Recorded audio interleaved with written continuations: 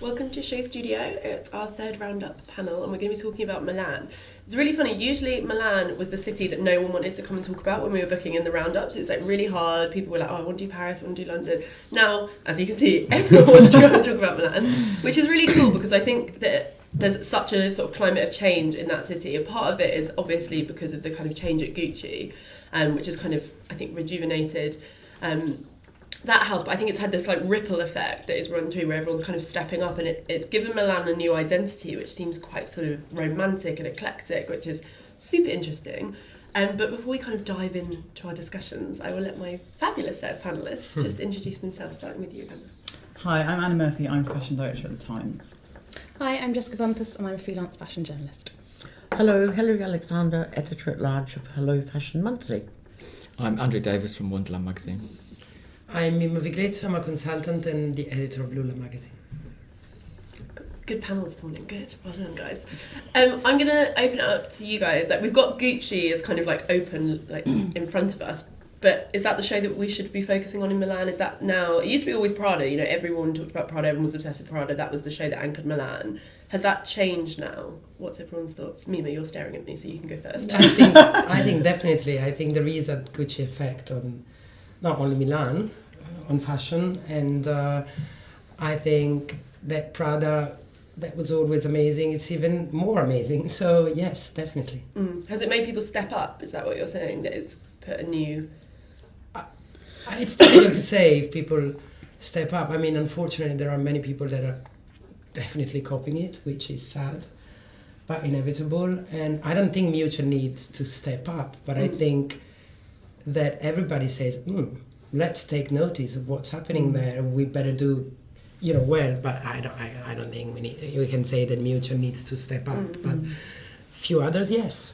I think it's a question perhaps of re-examining, the way people are designing collections, and perhaps in the past have thought, we can't have too much decoration, or we can't have embellishment, and let's keep it streamlined and beautifully cut and managed, that sort of Italian manufacturing look, and then suddenly realising, hey, throw on the pearls.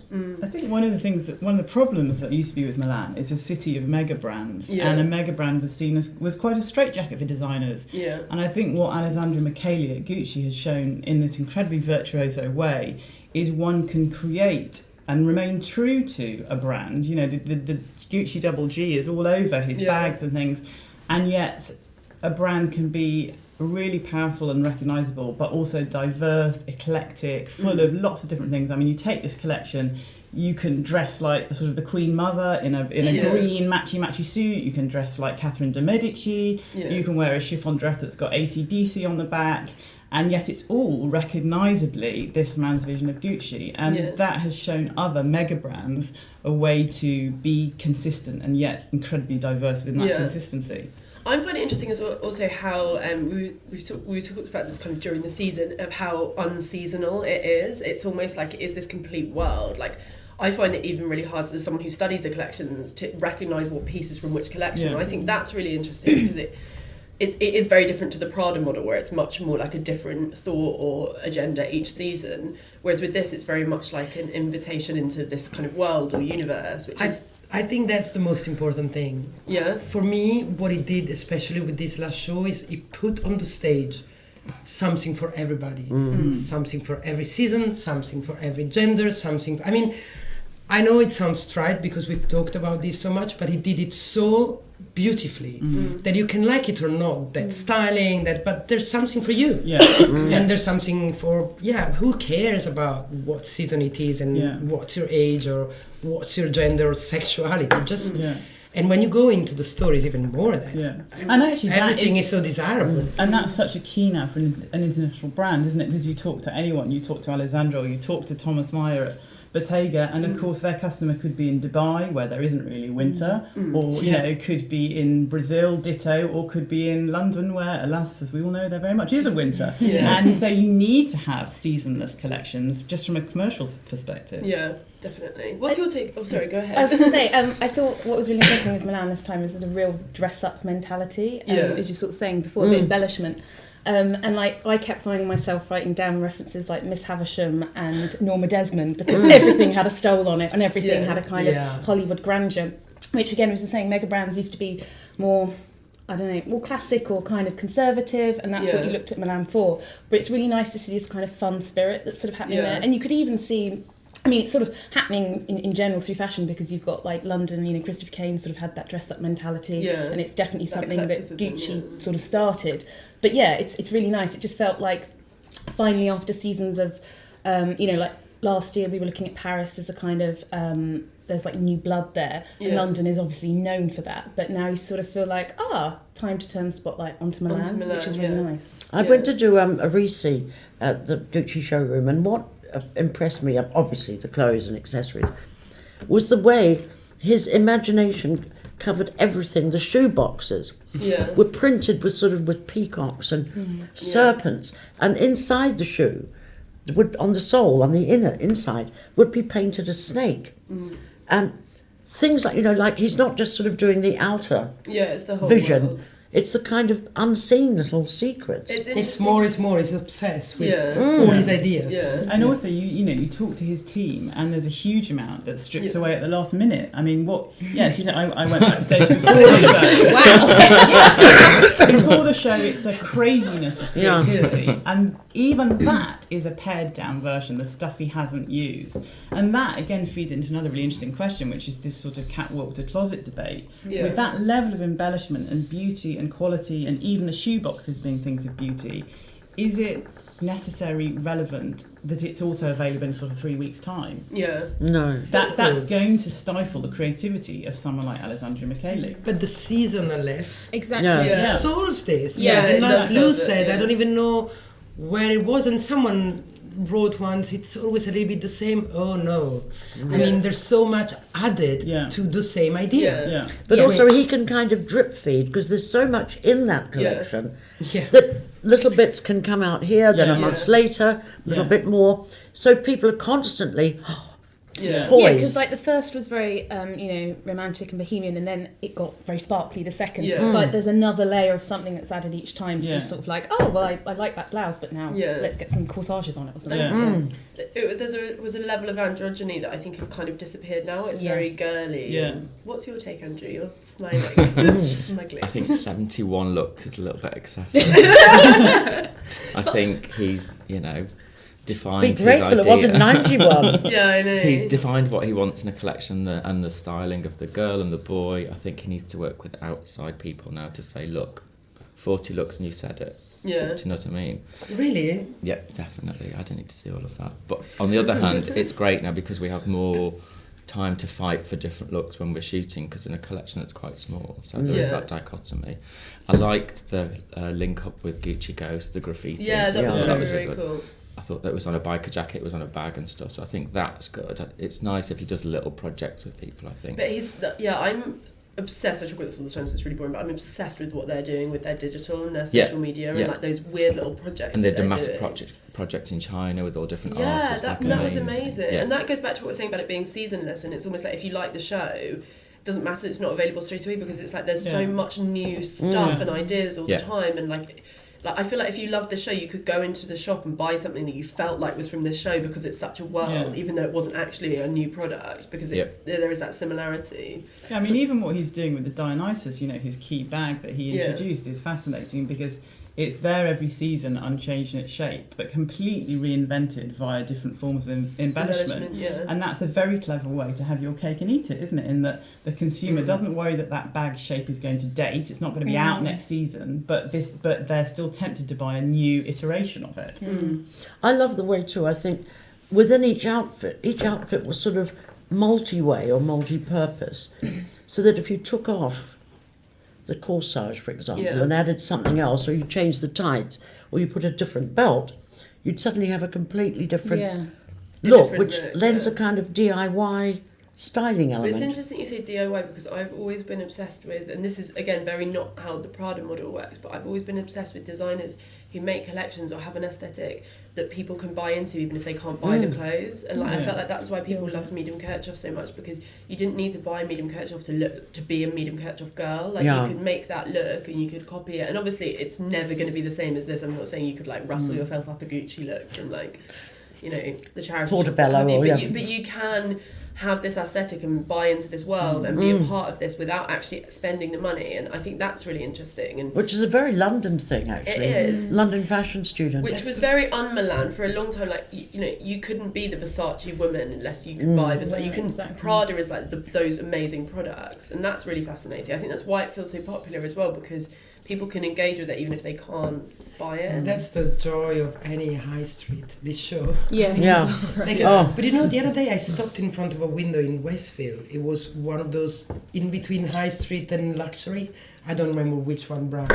That was that lace green Gucci dress with the red belt. Oh, like the literally, sport, like, so I did this and then it was whatever, I don't remember. But I mean, it's just there. I did practically identical. It's going to be awful. You're going to go into Zara and you'll be like wading through embellishments that have fallen off and like litters on the floor. It's going to be hideous. But look, what I love as well, you know, at Gucci and a number of other shows in Milan is things like a big woolly jumper. Suddenly you can be warm in a big woolly jumper and be fashionable. It's not just about green lace dresses anymore. I think, you know, across Milan we saw, because there are all these brands offering multi-solutions, multi-ways to buy into that, being that woman, as you say, it means there's things like jumpers as well as fabulous dresses. Yeah. I'm interested, I want to pick up more on what you said, Andrew, about sort of it being edited. Like, do you think that that the aesthetic is too broad? Or do you think it was just too many looks? I just think there was too many looks. I think that you can say that message in 40 looks and then still have things in a showroom or that people can still choose from and stuff. There was even more in the showroom. Yeah, I can imagine. But I like the idea that there's that sneak of sportswear in there now, and there's that streetwear with the bomber jacket and the leather jacket and stuff. And I think that's clever, and that's what, you know, from CEO down people love, because it's that whole 360 of a brand in one show, so you don't have to do two lines or two shows. That's what people like. Do we think this is it? For a long time it felt like, you know, the pinnacle of being fashionable and kind of, you know, a chic woman. It was minimalism. It was like that Celine thing. It was, you know, being very refined. And this is like completely tipped that on its head, and it now feels like actually to be very chic and very fashionable, it's about kind of throwing it all on and being quite eclectic and strange. Do we think that this has kind of changed that? I think London led the way in that respect. Because I don't think you could ever accuse London of being minimal. And I think some of the younger, you mentioned Medium Kirchhoff, but you know, there's any number of others. If you look at Ryan Lowe or Simone, I mean, for seasons and seasons, they've been being sort of embellished and slightly, Mary. But then it still felt like even through all of that was a choice for a particular woman, but it felt like the kind of, I guess, like the common denominator of being a fashionable woman was a very refined, clean. But only the fashion cycle, it's just one of those things, because you know, it was not so long ago everyone was like yakking on about normcore, and then it was just like yawn, move on. Yawn. And this is just the next yawn thing. core. So there we go, point right there. So I was really surprised, and you know what's interesting about this is because it's more is more is more, and it takes a while to sort of get through to kind of Joe Public, I guess. So it has to really be like amped up, and then it's going to be interesting to see what comes next, because I think obviously it won't go straight back to minimalism. There'll be some halfway house, I would assume. I think you can be either. I think it exactly, not the opposite, but I think with this and what's happening today after these months of fashion, my take is that you can be minimal, you can be more is more. It's just wear color that you thought they will not go together, or wear white. I mean, I don't think it's about minimal or not minimal. It's about just do whatever you want, just be original. It's another version of the seasonless idea, isn't it? It's kind of, it's trendless, it's the reverse of that. It's the kind of every sort of trend coexists at once. It's a kind of autonomy. I think, you know, people aren't prepared to be dictated to as they maybe were, you know, with a new look in 1947. Designers have to be more eclectic in their offering. And do you think that sort of, I'm just interested in how, because we, the fashion pack, are obviously obsessed with, you know, him and the change at Gucci. Just thinking of kind of like a Times reader or a Hello reader, do you think that they understand they understand this change, that they're excited by this? Has there been a kind of, I think Gucci has absolutely hit the radar of the woman, which is the every woman who is interested in fashion but whose life is not about fashion. Yeah. I think, to their credit, more than anyone else I can recently think of, the reinvention of the brand is in the public consciousness. And I think what's again clever about the offering is your average woman is not going to wear that incredible ruffled dress that goes from blue to red, but she is going to possibly think about an embellished bomber that she probably wears with a boring but lovely pair of classic black trousers. Yeah. Or that really richly patterned coat. Yeah. She is going to take a bit of that colour and richness and add it to a probably more neutral wardrobe. Yeah. And that's the commercial genius behind this, because business-wise it's so clever. Yeah. There's something for everybody, minimal or not, and that's the genius behind it. Yeah. I think if you look at the way Anna Wintour dresses, for example, there was a very interesting piece in one of the tabloids a couple of days ago. Double-page spread, and it was all about the devil's coats of many colours or something, because of the devil wears Prada. But they had about 30 photographs of Anna Wintour, and obviously several of the coats were Gucci. Yeah. But they were all striking because they were multicoloured, printed, patterned, and you suddenly thought, that is her defining kind of thing, isn't it? Apart from the shoes. Those same shoes. And the bob, yes, and the glasses. But the coat thing, and you suddenly realise, because Anna's in her sort of mid-60s, and so therefore it is something that a woman could. Well, I was thinking pick up about on. that because I feel like, for a long time people thought about like it bags, and it would be like it'd be like the PS1 or like ages ago Chloe Paddington or the Celine bag or what have you.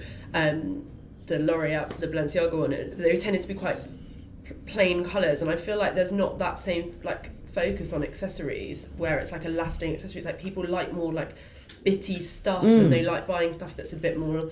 Yeah, this is more like that bonkers time of a baguette, isn't it? Yeah, exactly. Yes. It completely. True. Yeah. It's going back to that where it's like, and I think. Yeah, it's like I would never. The word silly sounds really derogatory, but it kind of is that kind of like silly purchase where you buy something that is kind of like a statement thing, but it's not. It's more like it's kind of a little bit gimmicky, a little bit silly, and like. Hit wonder. But then I think in a funny way, if you buy a silly bag or a silly coat that goes with nothing, by extension, brilliantly, it sort of goes with everything. Exactly. And I think also, two other points. As a result, it's Dreadword, a game changer piece, but also it's partly a response to the fact that people are careful about their money, and if they're buying something really expensive, they want it to be special, and an embellished bag or a patterned coat is obviously special and kind of the ultimate inconspicuous consumption. I've spent this, I've got the latest. But do you not think whatever. that's a response to how good the high street has got? Because I feel like because of things like COS or like whistles or what have you, like you can get actually really good like basic stuff, whether it's a white shirt or a black cashmere coat or what have you. So I wonder if this is another way of high fashion proving its worth. Going back to what you're saying about people being careful with their money, it's almost like it's not wanting something that looks kind of like showy, but it is perhaps wanting something that looks like it was worth the money. It has a value. That nobody else has. Yeah. And I think the rise of the coat is particularly interesting as well. I mean, you see it across all the brands in Milan. It's not just one or two coats. There are a lot of coats. And actually, you talk to someone like, I know he's not Milan based, but someone like Michael Kors, he says the coat is key to the way the modern woman dresses because she spends a lot of time going to and from the gym or pretending she's going to and from the gym and whatever else. You put a coat on top of anything and you can look dressed. And I think, again, this much more solution-focused approach to a catwalk show across all the board, be it at Fendi, be it at sort of Salvatore Ferragamo, be it at Marni, lots and lots of fabulous coats. In Paris as well. Yeah, in Paris, really amazing. Yeah. And I think the utilitarian coat has sort of been shunted aside. It used to be basic black or navy or camel. Now it's a statement. Now it's a statement in its own right. Yeah.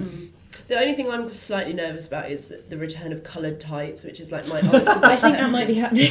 I am very nervous about that. We're definitely seeing tights because Prada. I know, but it's just awful, like bad coloured tights. I love it. I hated when you had to be bare-legged and purple in -10. Yeah, but like Just wear them black, but at least you can wear tights and not look. I'm flying Oh, no, these are leggings. I'm flying with black tights. It's like, but I kind of love, you know, that pink look where it's like head to toe pink. I kind of think that's quite mega. I love like, color tights. Yeah, they just scare me. Should we talk about some other houses? Yeah, maybe. Number 21. Do you want to talk about number? I feel like we should talk about Prada first. Oh, right. Because we've just done a little bit of a Prada. What did we think? Because everyone kind of went nuts for this when the men's show happened, which was obviously where this aesthetic and the collaboration with Christoph Schemmens kind of started, and everyone was like, oh, you know, she's back on form. It's amazing. Not that she was ever off form. But, Yeah, exactly. But you know, I think Prada had a couple of difficult seasons, and it's a difficult time for Prada. You know, if you just looking at the kind of the figures and the numbers and. It's one of those houses that is known for kind of being like one season like on, one season off, in the sense Yeah, exactly. one is a bonkers collection and one is more of a kind of typically Prada collection. Yeah, yeah. So, did we love this, or did we? We'd seen it before. Well, at we'd men's, seen it so before, it wasn't so striking for us. But there was so much going on. You know, it was Che Guevara fighting with Noor Jahan. Then there was a Astrakhan coat. Then a corset. Then a rose belt. Then a Bible. Then a bag. Then a key. It's the same principle. It is that same principle, though, isn't it? It's like I thought it was incredible, and it was very good. The whole thing, you know, that's when you see the difference between looking at clothes and being in a show. I just thought it was really warm, whereas Prada can be quite chilly, which is I think why people like it, because it makes them feel intellectual, because they can go and buy something and they kind of feel like they've become part of this choice, whereas this is much more warm. I just hope that some of these will be in stores, which is not always the case with Prada. Yeah, yeah. I mean, it's interesting, you know, even in Prada, the kind of presence of the kind of sportswear influences, or, you know, sort of quilting. And I mean, again, I think another thing that is really striking across the board in all the cities was that things like parkas and stuff, it is absolutely the way even the most expensively clad woman wants to dress now. And what did we think? One of the things that I was interested in is they sold 2 of the bags straight from the runway, which seemed like on the surface a very un-Prada thing to do. You know, they've been quite very slow with the e-commerce. You know, very, I think, quite not embracing of sort of new buying models, new ways of retail. But I was surprised that they did that. But what do we think of that? Because Milan had a weird relationship with the buy now. I think they needed to test it though, because of the fact that all of these brands love a show that's slightly late, that's an online show now that's streamed, so people are waiting online, and so what do? You go around the site. And I think that something's available straight away, like Burberry did. First of all, I think it's quite important. Where did I read an interview last week of Miuccia in a magazine or a newspaper? I mean, there was a big, which is very rare, beautiful Q&A with her. And she said about this show now by now that she hadn't decided yet what she thinks. I mean, it was a little bit more elaborate and clever than this, but at the end of the day, she was saying, I can't really give you an opinion because I'm a bit confused. I don't understand why. But then at the end she said something like, I haven't decided yet. And then probably they're testing it. But do we think it's quite dangerous when brands kind of dip into it? Because they weren't the only brand to do it, like sort of. There's always been people who do like a t-shirt that's available straight away, but Paco Rabanne, there was like, I think it was like 3 looks or 4 looks or something that you could buy straight away, and there was a lot of kind of half, and I wonder if maybe that's great, maybe it's brilliant for retail because you get more drops and what have you, or do we think that you either have to go for it or you have to not do it? Because Gucci have been like, we're not doing it, because, you know, Kering Group have been like, obviously. And nobody will notice because you don't know what collection. Yeah, exactly. I think it's quite sensible, because I think you talk to anyone, no one's quite sure how that's going to play out, along with other aspects of the industry. I think to dip your toe in the water is probably a good idea, and I think also probably going forward it may well continue to be that, in that then you, as you say, you have that whole thing, you feed into that moment of the show, but actually the bread and butter is beautiful clothes that take quite a while to produce. And I think selling, people are happy to wait for. I think selling 2 bags or 3 bags off the catwalk certainly is not going to hurt the bottom line. Because it's sudden injection of cash.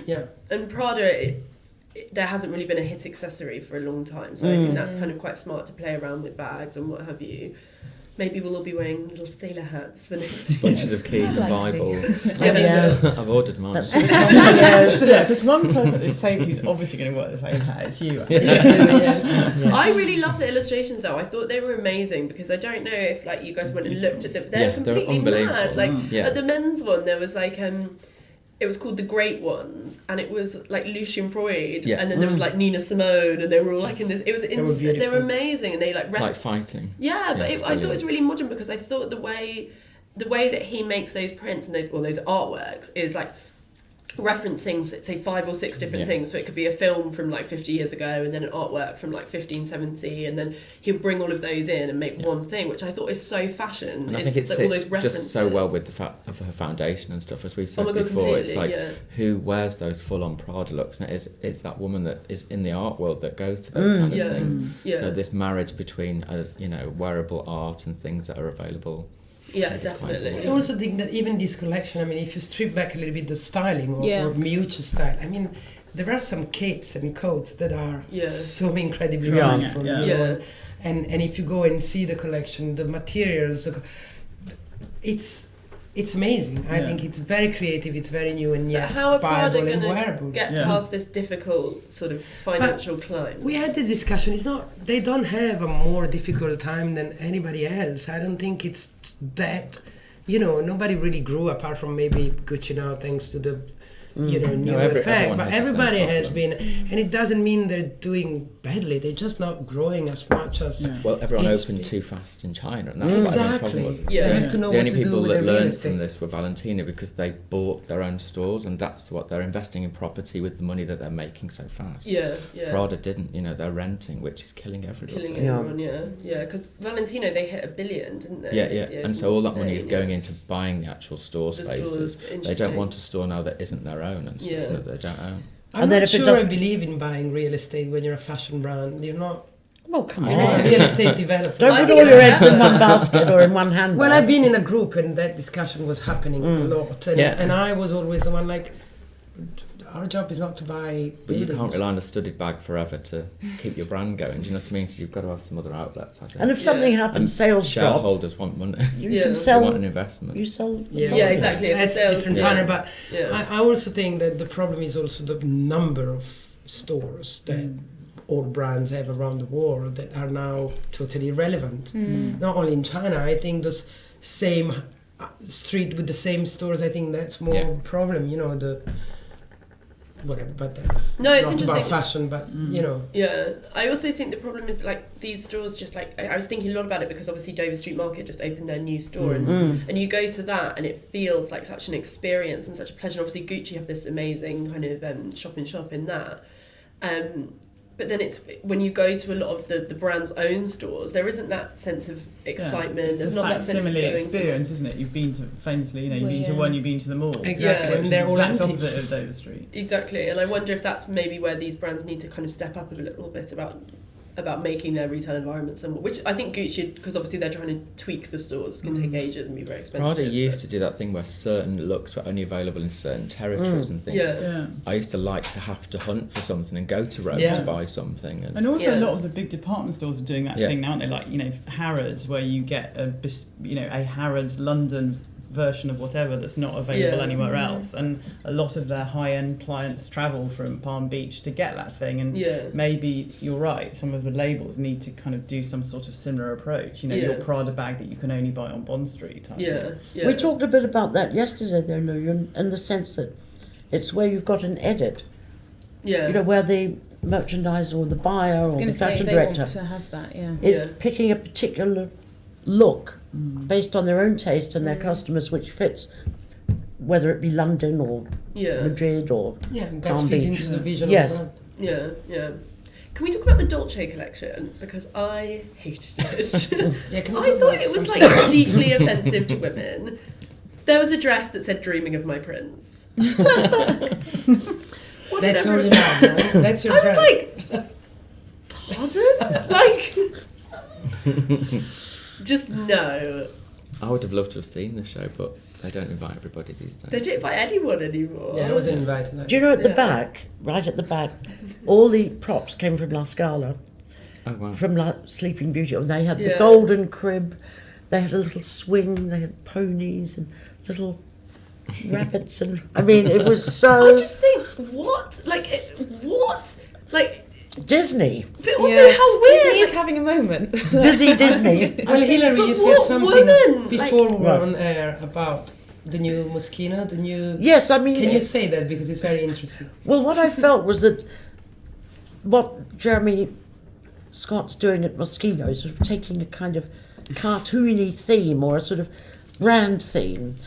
I felt that Dolce & Gabbana perhaps borrowed some of that. I think that's very And interesting. tried to do a sort of Dolce & Gabbana-ized version of I think a they thought modern it was like icon. young and fun. I think that I in agree with defence Hilary. of Dolce, there are, and in my opinion, in marked contrast to Moschino, there are incredibly beautiful clothes that I women agree. want to buy. There are incredibly beautiful black sheath dresses. There's wonderful tailoring. So firstly, for me, it ticks the massive box of clothes that women want to buy, want to wear, that suit different shapes. Secondly, I think they're very clever at telling a story. You know, whether or not one always likes that story is another question. But, you know, every season they manage to do this quite clever double act of creating highly commercial clothes with a simple, easy to understand narrative for someone who's not necessarily from the fashion world. So can a lay person get their head around that collection, remember it, understand it, courtesy of the Disney theme? Yes, they can, in a way that they probably can't get their head around the more kind of complex ideas of, say, the Prada show. But are they sacrificing the commerciality to do that? No, they're not. No. Yeah, That's true. the thing, because like with every, as you were saying, every Dolce & Gabbana show, before you go see it, you kind of, well, you've already seen it because you saw the last one. Like it is a repertoire, it is what they do, and there are really beautiful pieces, but that you're just kind of waiting to see what geographical anchor it's put to, or what. It's always Disney-fied. Sicily. It's Sicily. Yeah, it's got with that a little- overlay yeah. of, but they'll put like, I don't know, Spain Sicilian in it or widow whatever. goes to So, Disney. yeah. Tradition. And it's always quite literal. I mean, Yeah, very the much. invitation, when you opened it, Yeah. there was that song from Cinderella, You were lucky to receive one. I didn't, so... came sort of spilling out. We were watching Frozen. Yeah. And I think it's We're in about the same hotel. So But I gave the invitation to my neighbour's little girl who's 3. loved it. Yeah. And every night she goes to sleep with it on the pillow. You She'll tell be Dolce & thrilled to hear Gabbana. No, but so you know, there was a lot of princessy things in there. I just feel- And I agree with Anna. But I do agree there were Underneath. very beautiful shows in this collection. The and it is embroidery true. and the Yeah, beading. I mean, they're doing really fine. So there's... But I just think like I know this like girly thing is having a real moment, and I think if you look at London, it was like so kind of like sweet and pastel-y, but there's always this edge to it. Like someone like Ryan Lowe, there's obsessions behind that, and there's like real authentic like just thoughts that relate to him and growing up and his background. And it's the same for a lot of young London designers who have that more kind of fairy tale interest, and a lot of them are millennials, and it's the things that they grew up with. It relates to TV that they watched or graphics that they saw online.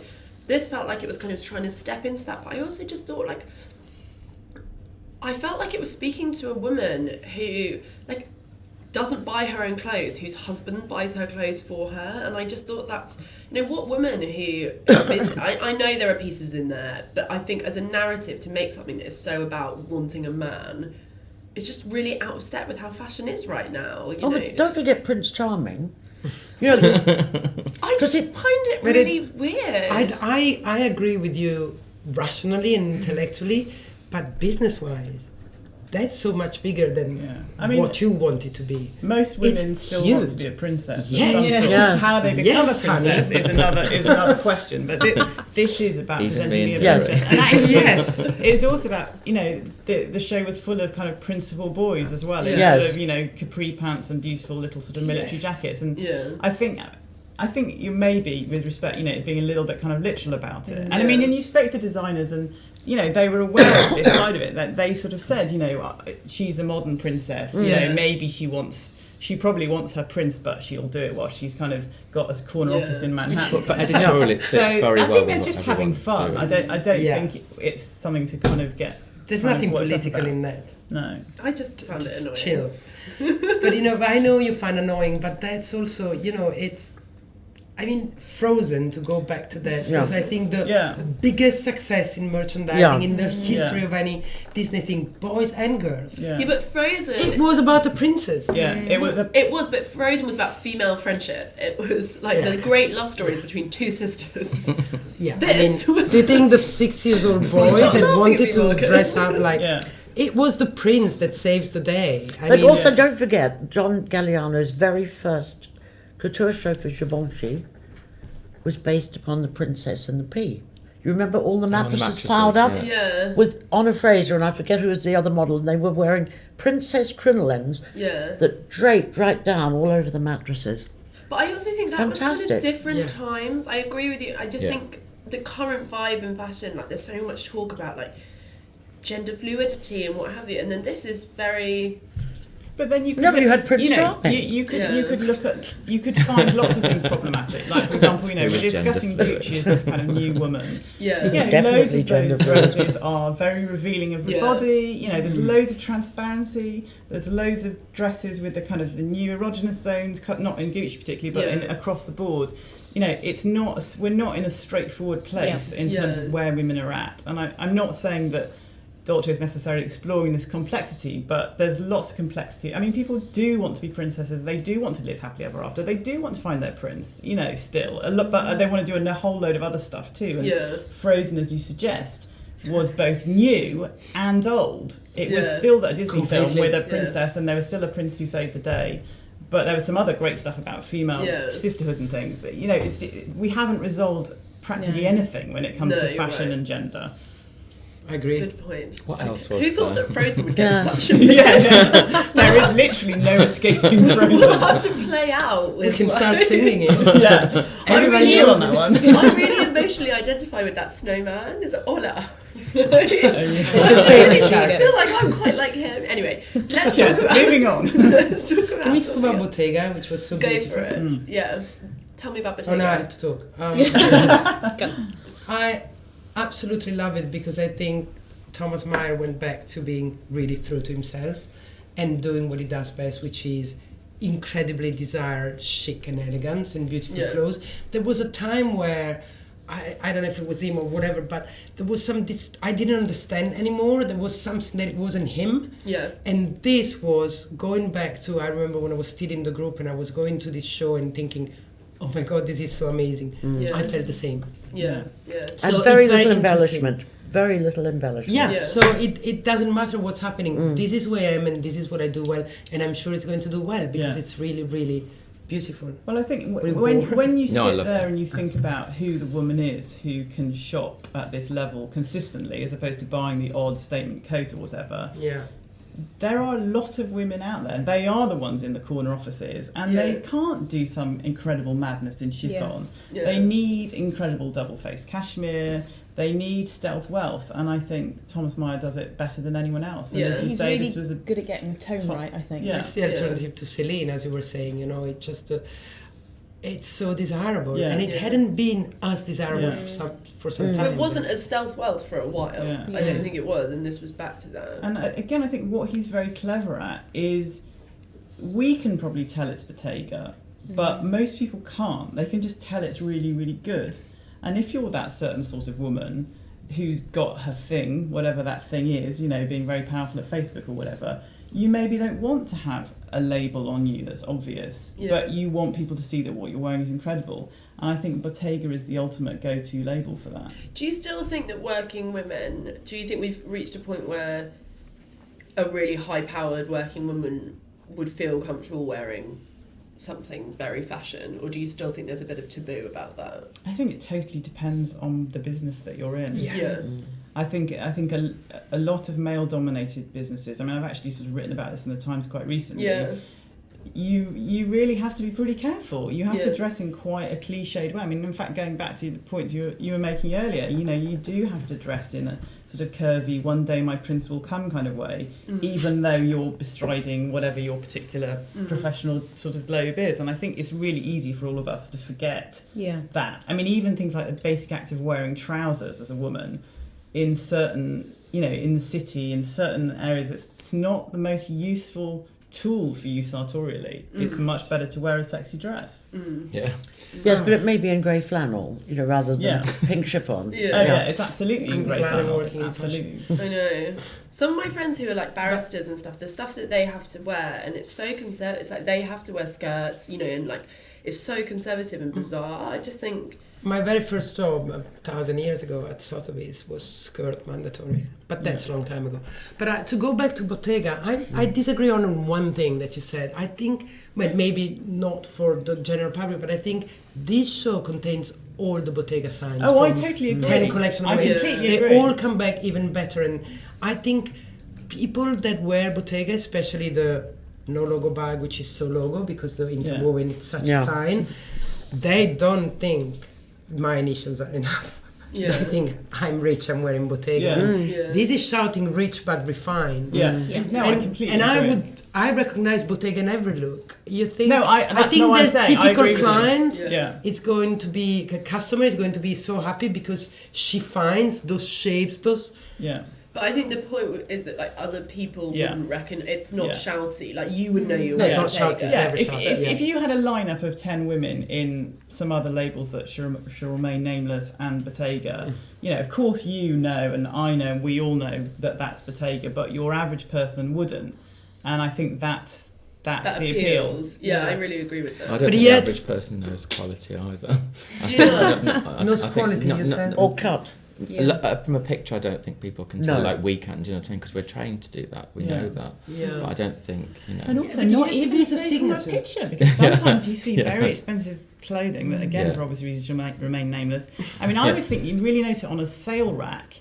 You see something once it's lost its presentation and the glow of the new season, particularly in a big like Harrods or Selfridges or whatever, some of that stuff that's really expensive looks tacky. Like rubbish. The quality is not there. And somewhere like Bottega, you always get the quality.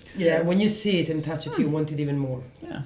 But Bottega had been a little bit more fashion for the past few seasons, and it needed to be because it was getting dry as toast. I'm sorry. It was really like uneventful, but then all of a sudden, they change up the team and stuff, and it becomes an appealing garment for us to shoot as well, so it got our attention again. So it needed to do that. So now it's gone back to its DNA. But I don't think their objective is to be fashionable, though. I think for a few seasons ago, it was quite fashion. I think the styling was very. And it didn't sell. I think it gained quite a few more customers. Well, the menswear got a lot more customers. I know that. I also think it just got. I do agree that it needed a bit of a buzz around it and a bit of communication, just because the core Bottega shopper is always going to go to Bottega, but how are they going to get someone new? Do you know what I mean? Like, I think that is always going to be the struggle of someone like thinking of like. But from almost being dead, being bought by the Gucci Group and going from almost 0 to 1 billion, which happened a few years ago, after I left the group. It happened with this, not with trying to be, as cool as Nicola Formichetti. So I'm exaggerating a bit, but. And I remember the discussion was when Giles did the spray painted stuff. But the discussion was, do we need to be bigger than 1 billion? No, we're not. We're just Gucci, What I liked particularly about it is the careful use of print, and also the rather subtle, just sudden injections of colour, but in very classic shapes. So it was kind of sort of paying lip service to what current trends or sort of next season's trends might be, but in its very own way. But particularly that sort of strange acid. Sort of like it's always very considered, and I think when you said subtle, like that's a real sort of conversely strong word to use to define it as a brand. But in a way, Bottega sums up the kind of double bind of the whole catwalk phenomenon, which is the way we choose to present fashion. Which is that contradiction often between wearability and stories. How do you can look at an incredibly commercial collection on the catwalk and you can think, why am I even here? And yet, if it's not commercial, why am I even here? And that's the tightrope walk that in the structure of the industry as we currently have it formulated, designers have to walk, and Bottega for me is a label that really sums that up. And I think that has been a question in Milan, going back to my earlier point, all these mega brands. I mean, like you take another brand like say Max Mara, which made its name on the camel coat. People go to Max Mara for a camel coat season after season. They can't just shove a bunch of camel coats down the catwalk again? Can they? You know, that's the question. They just did. But I think they did it really well because they did that. But they're naked underneath practically. They're sexy. They've got contrast pockets. It was a good collection. It was a really, really strong collection in that they ticked the big box that they have to tick commercially, but they made it interesting and fun and a story. I think the gold leotards indicate a Flashdance revival, don't you? I know. Should we talk about Versace? Because I feel like people went quite nuts for that show and were very excited by it. Obviously, I think there's just a general, you know, they did a new show space, which they kind of debuted for the men's, and that always gets people like on their toes because they're aware that there's going to be some change. Or irritated. Because it's pouring with rain. What did everyone think of this collection though? I really liked it. Yeah. And I'm not usually a Versace fan, but the last 2 seasons I've become quite a convert. And also being at this show was incredible because you were just being orbited by girls. And it was like a really incredible experience. It took them like 3.5 minutes. I mean, it was vast, yeah. And it felt, you know, it really had that incredible experiential thing going on. And you, I think because you got to then see the clothes from different angles. And I just feel like over the last 2 seasons, something's happening there whereby it's much cooler and chicer. I quite like the kind of retro futurism thing because that feels very now, because if you think, you know, Courage and Paco Rabanne and what's happening there, and obviously you've got the Met Manus Machinery exhibition, but like I just feel like there's a bit of that kind of spacey thing. It feels kind of in step, and it means that Versace doesn't feel like it's just on its own. It felt really modern and fresh. And sporty.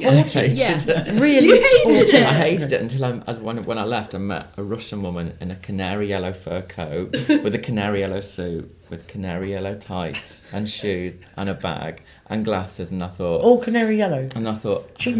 I kind of think you'll be wearing that next season. So I kind of got it for a customer point of view. Yeah. Definitely. I love the sort of sporty raciness of it. You know, the way they were sort of circling around. It was almost they were running a marathon. You know. But I feel like it's a CEO collection again, where they're saying you've got to mix day wear, you've got to mix sportswear. This is when they're going to mix Versus into one show. Again, I got a really great jacket. Do you think they will? I think they will do. I mean, I totally agree. I think they'll combine 2 brands again, because I think that's what every CEO wants. They don't want to do 2 shows. Do you not think Versus, they've got such a good thing with that, you know, selling it straight away, blah, blah, blah, like, no. I'm interested, that's interesting. I think people are certainly probably, like, in the real world, less aware of Versus. So I think, you know, and Versace is such a, you know, it's got such a heritage. Like, I have friends that do work in fashion, and they can probably only recognise Calvin Klein and Versace. I mean, that's their fashion move. I'm completely with you. I think that's been the other Milan story of the last 2 seasons is the Versace sort of turnaround, regeneration, revolution almost, because like you, I mean, it was always a very recognisable brand. It was not a brand which I could see in any way as a part of my life or the life of anyone I knew.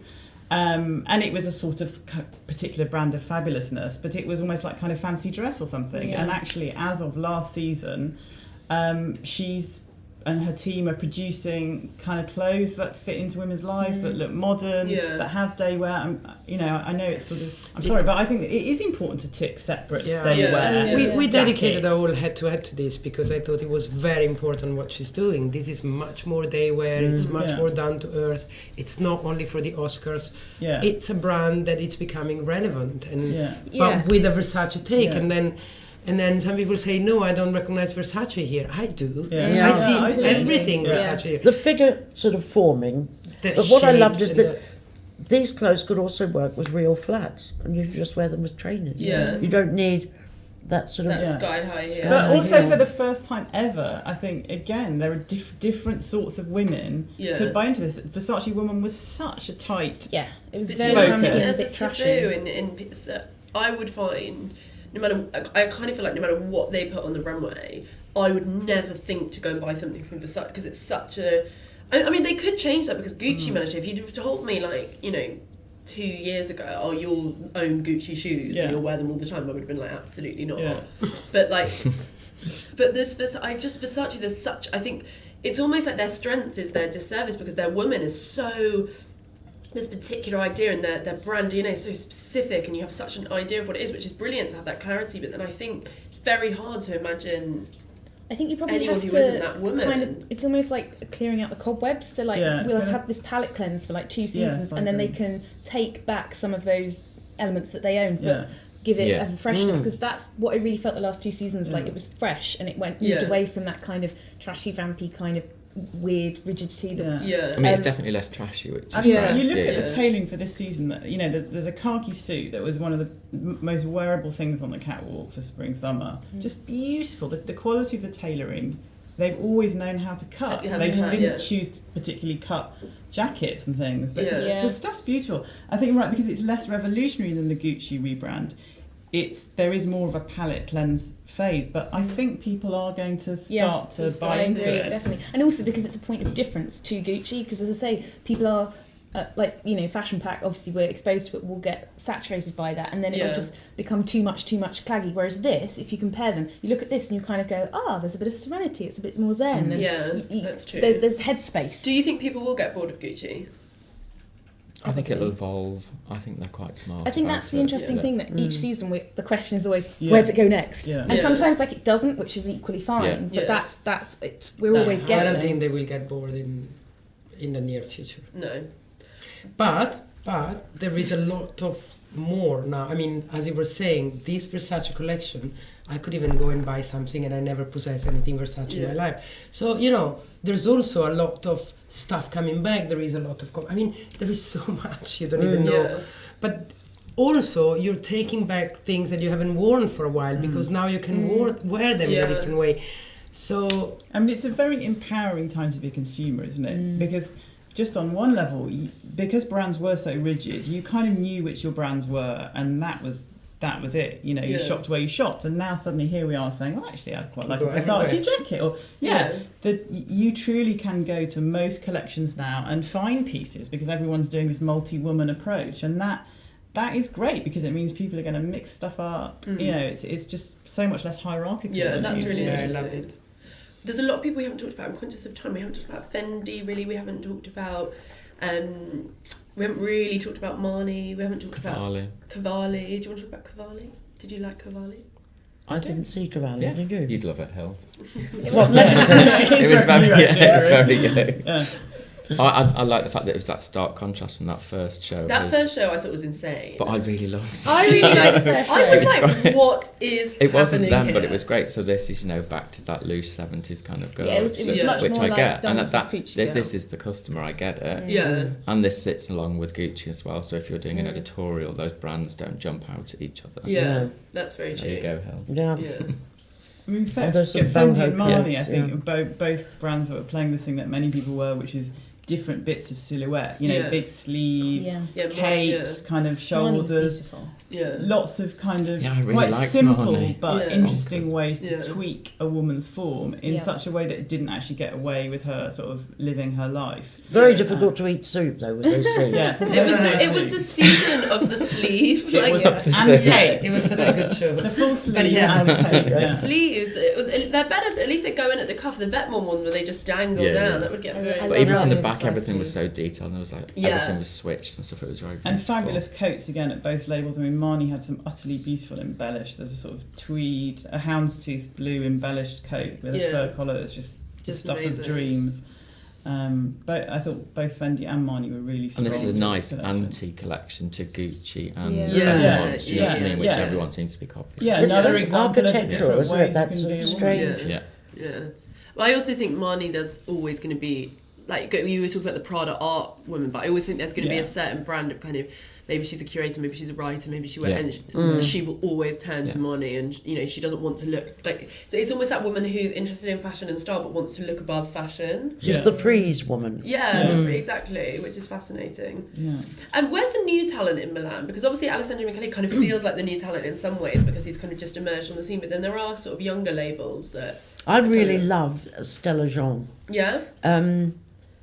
It's just she's completely intriguing because she's Haitian stroke Italian and she's ethical and she's working with all these kind of women's community in Haiti, Kenya, Northern Sahara and Ghana. Yeah. And the prints are all from Africa. And this time she even did knitwear, but it's not like that sort of muesli woman in Jesus sandals image you think of with ethical, sustainable clothing. It's I've really just written chic. a big thing on sustainable clothing for the FT. It comes out on the 9th of April, and it talks about how sustainability became sexy. Oh, So you can read great. that. Good I plug. think Stella Jean or Jean, Jean, yeah. I never know how to, Haiti, so Jean, had a lot to do with it, because the problem with, even good brands that are ethical, it's like, but you need a designer who knows what to do with it. Yeah. She's amazing. Yeah. She's just and amazing. so actually, I think what she did so brilliantly was properly take a kind of ethnic aesthetic and properly make it urban and urbane. The way in those early collections she took African prints and made pencil skirts and full skirts. And aside from a label like Suno, which then kind of moved away from using African prints, very few people have sort of done that. Yeah. What I loved for this collection, she'd also done knitwear and then added coats. Yeah. So before it was very much It's very much like the the full white skirts shirt and the full full skirt and the printed skirt and the denim shirt. But it's now a complete wardrobe. It's interesting you talk about the African print thing, because there must be a big market for it, because ASOS launched that ASOS Africa thing. So there's obviously people that want to buy that aesthetic. So it's interesting that it's... And Valentino did an Africa collection. Yes. And but that was strange. But it launched a trend, and used the campaign. And they're powerful and they're very good at the moment. So, and then there will be the African trend. But I mean, I think she is amazing in how she uses some ethnical prints. Yeah. And In a doesn't very make them trite and sophisticated- banal. It's fantastic. So was it a strong season in Milan then, Yeah. in terms of... very much. Yeah. I mean, the whole pace of the week has changed, hasn't it? Because everyone was sort of holding their breath until Prada. And actually, you now go straight in there with Gucci, and there's lots of other things in between. It's a really sort of exciting week. Yeah. But there was one very important accessory missing. What? The umbrella. Yes, that's very true. Just at the end, at the beginning was good weather. And the soup sleeve. Did you enjoy yourself, Andrew? I had a really good season. I loved number 21 as I Oh, really enjoyed yes. it. I love number Hilary and I thought that was brilliant. It felt really It's young always a and lovely cool. collection. And in fact, the embellishment thing, I think he was one of the first people to make embellishment seem wearable and relevant. And that weird sport, it's kind of a sporty embellishment. Which is and very, he's done sport. He again was one of the first people to make sportswear seem kind of dressy and tailored. Yeah. And look at the big sweaters. It reminded me also of the sort of very early days when Dolce and the real Franco Moschino used to kind of take a London street look and then Italianize it, if you like. Yeah. And in this, because there was the plaid, the lumberjack shirt, a bit of grunge, a bit of punk, it all seemed to... It was great. It was fabulous. I really liked Iceberg. I think Arthur Arbess is doing a great job there. So I just want to say that. Oh, yeah, Arthur Arbess at Iceberg. Right. Yeah. Very, very cool. And it's very sort of millennium noughties, which I'm a fan of in terms of fashion. So there we go. Good. Interesting. So we enjoyed ourselves. It's a good season. We feel like it's having a trickle down effect. It's not that city you go to see a load of commercial grey flannel dresses and jackets. I think it's a little bit the fun. renaissance of Milan. Yes. Yeah. Which I think Gucci have helped, definitely. Yeah. And I think it's interesting because I think there were quite a few years when the Milanese themselves they were kind of worried, or the industry itself was worried that it was sort of sliding away. They weren't really sure about digital and social media, and they were aware that everything was sort of the foundation was sort of 20 years ago, and where was the new blood, and that's changed. I think there's been a fundamental shift. Celine type designers, which was a thing for a moment, wasn't it? So Yeah. I just love the idea of pile But I it think on. it was You Viva love the idea of They Milano. have the idea of pile it on, don't they? So Yeah. they do it really well. Having a great time. More is more in Italy. Definitely. Good note to end on. Should we give them a round of applause? Give me a same. Definitely. Yeah.